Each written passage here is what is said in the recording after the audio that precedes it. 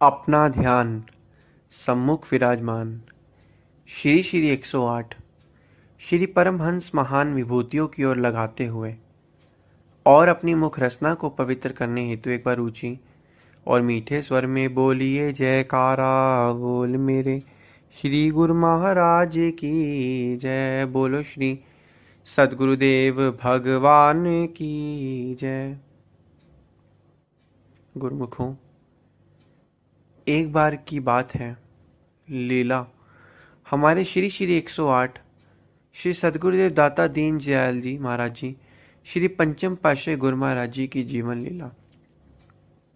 एक बार श्री आरती भवन में शाम की श्री आरती पूजा के बाद श्री गुरु महाराज जी ने अचानक श्री वचन फरमाने शुरू कर दिए और एक माइक लाने को कहा।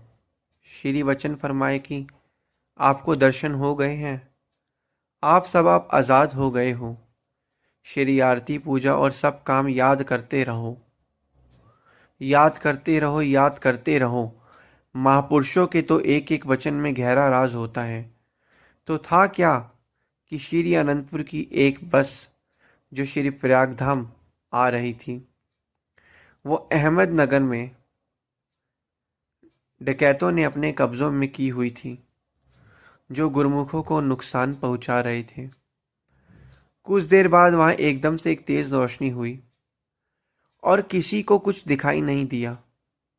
सबके सब वहां से भाग गए और सब गुरुमुख वापस अपनी बस में बैठकर श्री प्रयागधाम की ओर चल पड़े।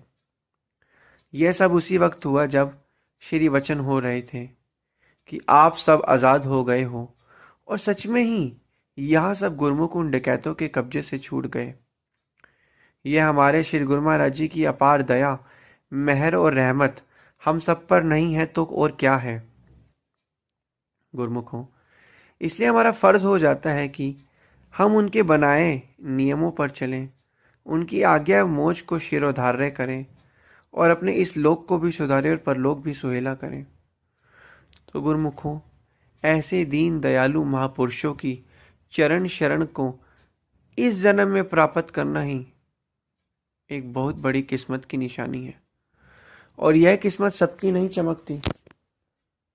जिस तरीके से विद्यार्थी तो बहुत सारे होते हैं, लेकिन कुछ ही विद्यार्थियों को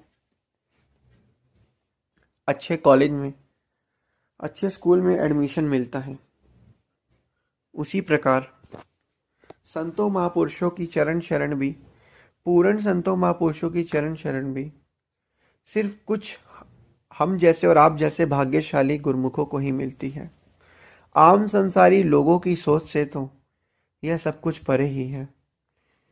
गुरुमुखों, आम संसारी जो लोग हैं, वो किस चीज की मांग करते हैं? वो संसारिक पदार्थों की मांग करते हैं, लेकिन उन्हें यह विदित ही नहीं है कि भक्ति एक ऐसी चीज है जो संसारिक पदार्थों से सबसे ऊंची है। क्योंकि जिसको भक्ति मिल गई, संसारिक पदार्थ तो अपने आप ही उसको मिल जाएंगे। क्योंकि संसारिक पदार्थ जो है भक्ति के पीछे पीछे ही दौड़ते रहते हैं। तो इसलिए गुरुमुखों, हमेशा बार बार अपने संतों महापुरुषों के वचनों को श्रवण करते रहो। जिस तरीके से श्री गुरु महाराज जी ने फरमाया कि आरती पूजा को याद करते रहो। याद करने के लिए क्यों कहा है? क्योंकि महापुरुषों की जो जीवन लीला होती है, महापुरुषों के जो दर्शन दीदार होते हैं, उनके अंदर ये सच्चा और शांति और मन को ठंडक देने वाला सुख होता है। आप खुद अनुभव करिए। जिस तरीके से, अगर एक छोटी सी बात लेके हैं, एक उदाहरण के तौर पर, जब हम संतों महापुरुषों का ध्यान करते हैं तो हमारे मन को एक रिलैक्स और एक ठंडक और एक शांति मिलती है। लेकिन हम संसारिक पदार्थों का जब ध्यान करते हैं, मन अशांत में, चिंता में तो रहता ही है और इधर उधर भटकता रहता है। तो ऐसा क्यों हो रहा है? ऐसा इसलिए हो रहा है क्योंकि हमें जो है मन को वश में करने की चीज़ें ही नहीं पता।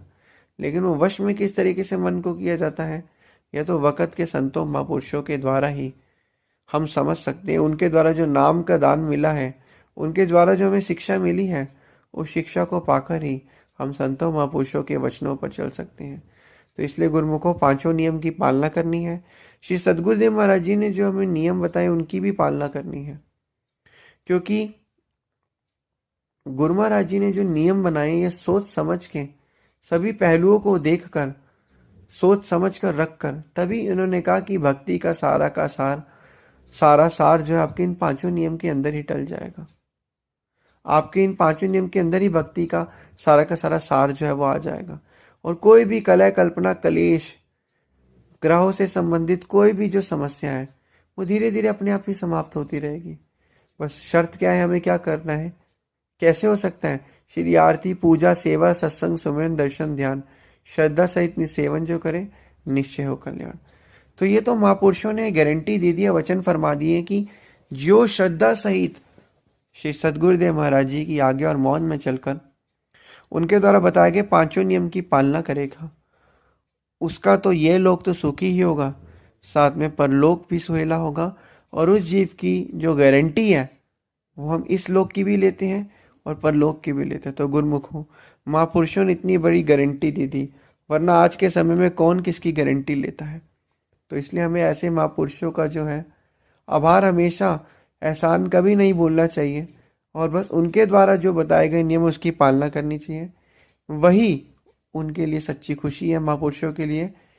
जिस तरीके से एक अध्यापक तब खुश होता है जब बच्चा उसके द्वारा बताए गए तरीके से पढ़ाई करता है, उसी तरीके से जब हम महापुरुषों के चरणों में आकर उनके द्वारा बताए गए नियमों पर चलेंगे तो उनको भी खुशी होगी कि हमारा सेवक जो हमारी बातें मान रहा है।